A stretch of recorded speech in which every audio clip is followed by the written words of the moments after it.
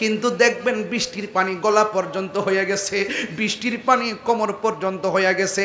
টিনের ঘরের চাল ছিদ্র দিয়া পানি পড়লে ওই ছিদ্রের পানি বন্ধ করে দেওয়ার জন্য কত ইনস্ট্রুমেন্ট ব্যবহার করে, কিন্তু কবরের পিপিলিকার গর্ত দিয়া অথবা কোনো পোকামাকড়ের গর্ত দিয়া লাইনের পর লাইন বন্যার পানি আর বৃষ্টির পানি ঢুকতেছে, কিন্তু কবরের মানুষের হাড্ডিগুলো গোরস্থানে বাসতেছে, ওই কবরের ভিতরে হাড্ডিগুলো বাসতেছে, কিন্তু জবান নাই খুললা কইব আমার কবরে পানি লাগছে পরিষ্কার কর।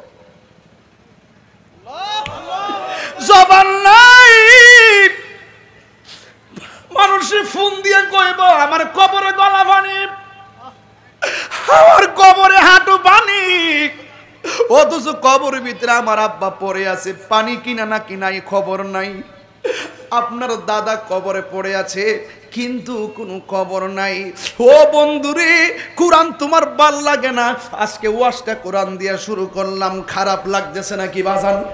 এই জন্য বন্ধু, যেই দিন হুমনার কবরস্থানে চইলা যাইবেন, যেই দিন কাশীপুরের কবরস্থানে চলে যাবেন, যেই দিন ওই মাধবপুরের গুরুস্থানে চলে যাবেন, বিতিকালমিনার গুরুস্থানে চলে যাবেন, বলরামপুরের গুরুস্থানে চলে যাবেন, কাশীনগরের গুরুস্থানে চলে যাবেন, বাবরকান্দের গুরুস্থানে চলে যাবেন, হুমনা পৌরসভার গুরুস্থানে চলে যাবেন। যুবক ভাইয়েরা আমার, কোরআন দিয়া কেন শুরু করছি? কারণ আছে, কোরআন যেখানে শান্তি সেখানে কথা গণ ঠিক কিনা? এই বাংলাদেশের অশান্তির মূল কারণ আমরা নেতার নীতি নষ্ট হয়ে গেছে, কথা গণ ঠিক কিনা? এই জন্য বন্ধু ও যুবকের দল শুনে যান, কেন বলছি কোরআনের কথা? যেই দিন আপনি পৌরসভা গুরুস্থানে চলে যাবেন, যেই দিন আপনি দুলাল কান্দির গুরুস্থানে চলে যাবেন রে বাবা, ওই গুরুস্থানে যাওয়ার পরে দেখবেন আপনার বাম দিক দিয়ে একটা নূরের বাতি জ্বলতেছে। আপনি বলবেন, ও আলো, তুমি কোথায় থেকে আমার অন্ধকার কবরে আলো দিতেছো? ওই আলোটা ডাক দিয়া বলবে, আমার তুমি চিনো না, আমি হইলাম তোমার দুনিয়ার কোরআন তেলাওয়াত। ও হুমনার মুরব্বী, 5টা সূরা দি শুদ্ধ করে পড়তারেন না কি লেগা? সূরা ফাতিহাটা দি ভালো করে পড়তারেন না কি লেগা? শেষ বয়সে যদি শরম লাগে তাইলে একটা কাজ করবেন, একটা ওয়াক্ত নামাজও বাদ দিয়েন না। ওই হুজুরে কোরআন পড়বো, মোহব্বত দিয়া কোরআন শুনবেন, দেখবেন ছক্কা লাগিয়া গেছে। কারণ কবরে গেলে নেক আমলগুলো আপনারা বাতি দিবে, ডান পাশ দিয়া নামাজ আপনারা আলো দিবে, বাম পাশ দিয়া কোরআন আপনারা আলো দিবে। ঈমানটা লইয়া যদি আমলের বালা বানায়া যদি কবরে যাইতে পারো, দেখবা শরীয়তের মানুষ দেখবে কবরে পানিতে ভাসতেছে, কিন্তু হাকিকতে আমার আল্লাহ আপনার বডি ডারে রুহানি ভাবে জান্নাতের গালিচা দিয়া আমার আল্লাহ বিছানা বানায়া দিবে। আর বড় করে কন্যা আল্লাহু আকবার, চিৎকার মেরে কন্যা ইয়া রাসূলুল্লাহ। বন্ধু ও যুবকের দল, আপনার সন্তানটারে যদি হাফেজ বানাইতে পারেন, হাসরের ময়দান যেদিন কায়েম হয়ে যাবে, ওই কঠিন মুসিবতে আপনি যখন নাফসি নাফসি বলে কাঁদবেন, আপনার সন্তানটা আল্লাহরে ডাক দিয়ে বলবে, আল্লাহ আমার আম্মা কই, আল্লাহ আমার আব্বা কই। ওই হাদিস শরীফের মধ্যে দেখলাম একটা কোরআনে হাফেজ সন্তান তার মায়ের কুল বাবার কুলের 10 জন মতান্তরে 20 জনকে সুপারিশ করে জান্নাতে নিয়ে যেতে পারে। আর জোরে জোরে কন্যা আল্লাহু আকবার। এই জন্যই তো আল্লাহর হাবিব সাল্লাল্লাহু তাআলা আলাইহি ওয়াসাল্লাম বলেন, আমি তোমাদের কাছে 2টা জিনিস রেখে যাচ্ছি, একটা হলো কোরআন আর একটা হলো আহলে বায়াত। ও বন্ধু, এই কোরআন তেলাওয়াত আমরা চাই কি চাই না? ও যুবক, যদি মোবাইল নিয়ে সারা রাত পড়ে থাকো, শোয়ার সময় কানের কাছে মোবাইলটা লাগাইবা, ইউটিউবের মধ্যে একটা সার্চ দিবা সূরা আর রহমান, এইটা লাগায়া রাতের বেলা ঘুমায়া যাইবা, দেখবা ঘুমের ঘরে তেলাওয়াত শুনতে শুনতে আপনার সিনাটারে আমার আল্লাহ লৌহে মাহফুজের আয়না বানায়া দিবে। আমার আল্লাহ দিতে পারে কি পারে না? ও হুমনার বাবাজিরা, এবার আমার নবী নবী আপনার নবী বলেন। 2 নম্বর হলো আহলে বায়েত।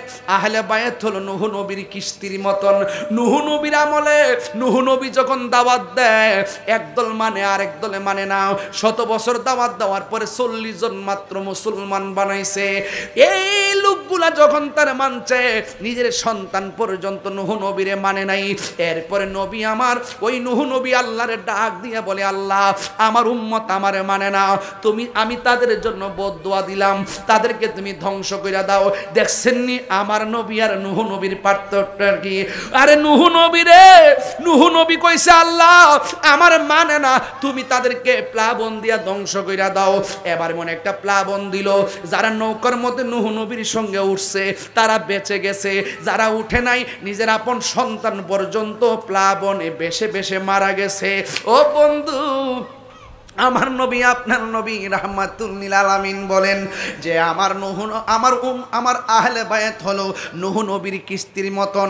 এমন একটা দিন আসবে নূহ নবীর নদীর মধ্যে বাতাসের ঢেউ লাগছে, আর আমার উম্মতের মাঝে কিয়ামত পর্যন্ত বিয়াদবে রাসূলদের বাতাস লাগবে। কথা কোন ঠিক কিনা? যাদের অন্তরে আহলে বায়াতের প্রেম থাকবে, ওই ভূমিকম্প তারে কিছুই করতে পারবে না, ওই টর্নেডো তারে কিছুই করতে পারবে না। আর যার ভিতরে আহলে বায়াতের মহব্বত নাই, সে দেখবেন এখন কইব ইসলামের কথা, একটু পরে সুযোগ পাইলে টাকার কাছে ঈমান বেচা ভালাইব। এটার নামই হলো ডাল মে কুছ কালা হ্যায়। কথা কোন ঠিক কিনা? ডাল মে কুছ কালা হ্যায়, উপরে ফিটফাট ভিতরে সদরঘাট। সব নদীতে পানি আছে, তাই বলে সব নদী মেঘনা না। সবার মুখে ইসলাম থাকবে। এই দেশে বহুত মুসলমান আছে, মুসলমানের বুকে গুলি চালায়, মুসলমান আছে মুসলমানের গলায় ছুরি চালায়, মুসলমান আছে মুসলমানের দেশের সম্পদ লুণ্ঠন করে দুর্নীতি করে এই দেশকে ধ্বংসের মুখে ফেলে দিচ্ছে। কথা বলেন ঠিক কিনা বলেন? তারাও মুসলমান কিন্তু নামে মুসলমান। কি মুসলমান? কাজের মুসলমান বিচারে ভাইতেন না। টুকা দিয়া দেখবেন তার ভিতরে আহলে বায়াতের প্রেম আছে কিনা। কথা কোন ঠিক কিনা? এই আহলে বায়াতের প্রেম না, ওই যে রাসূল বলে গেছে দুইটা জিনিস যখন তোমার মাঝে থাকবে, একটা হলো কোরআন, আরেকটা হলো এই চলে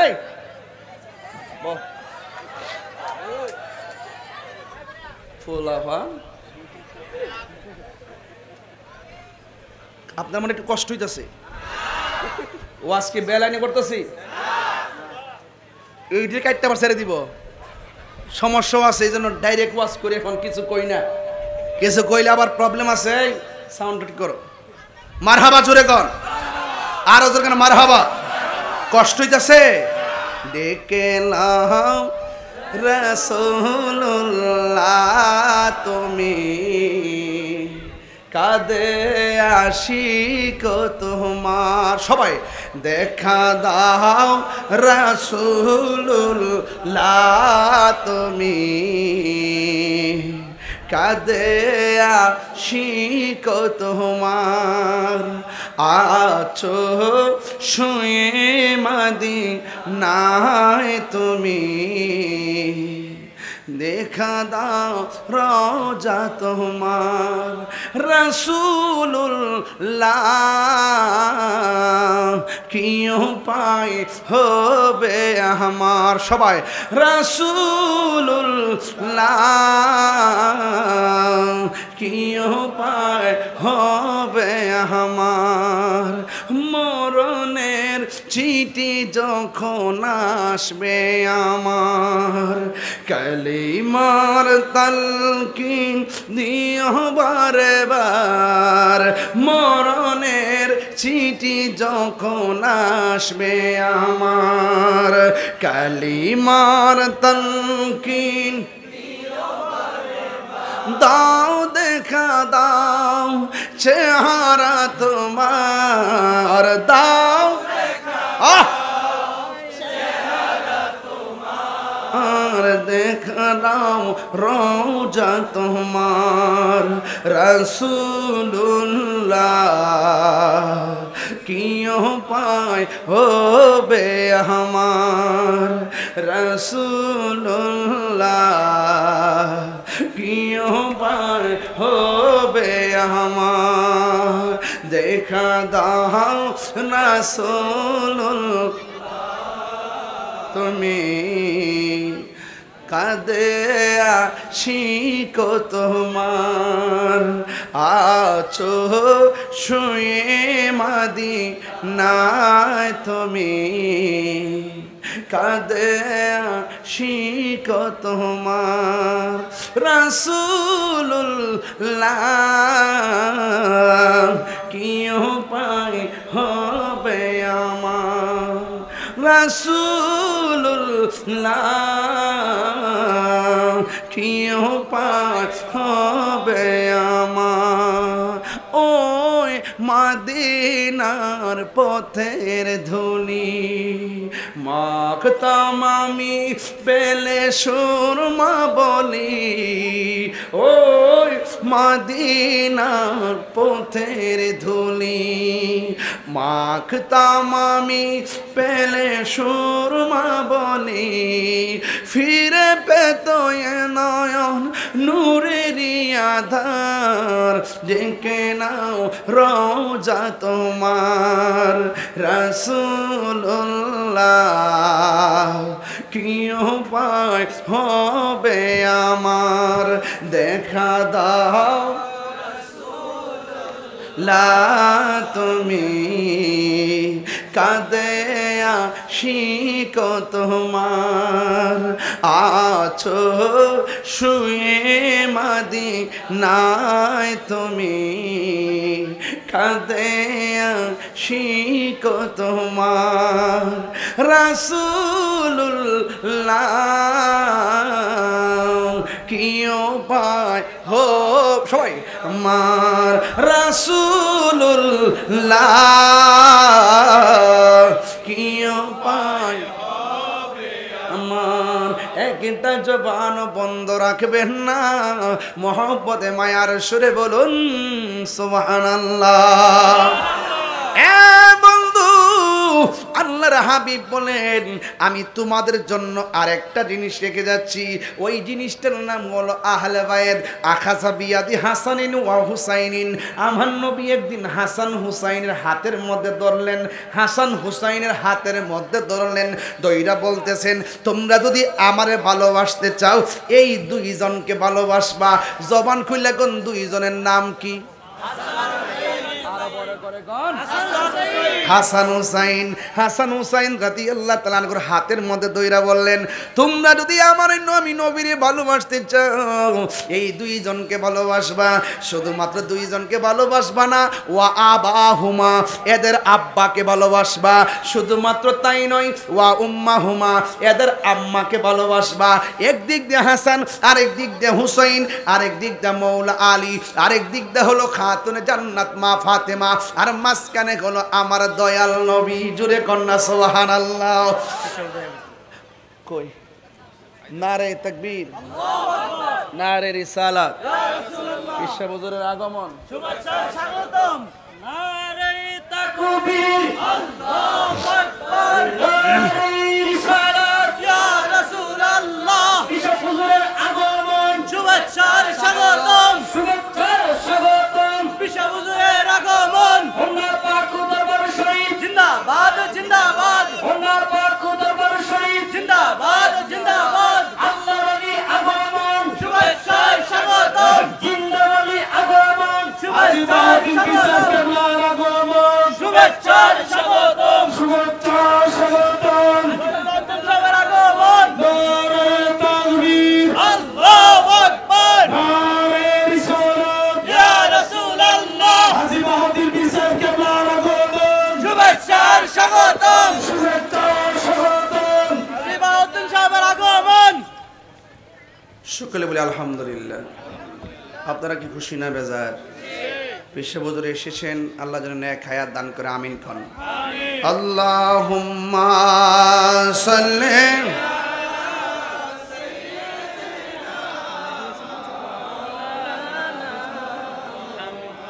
ওয়া আলা আলি সাইয়্যিদিনা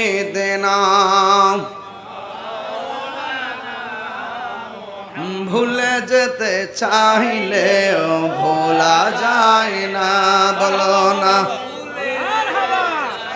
লে ভোলা যায় না। আমার আমার আমার জান মদিনা, আমার প্রাণ মদিনা, ভুলে যেতে চাইলেও ভোলা যায় না, বলো না ভুলে যেতে চাইলেও ভোলা যায় না। মদিনার স্মৃতিগুলি ভাবি বারে বার, কবে আমি দেখা পাবো রোজা তোমার।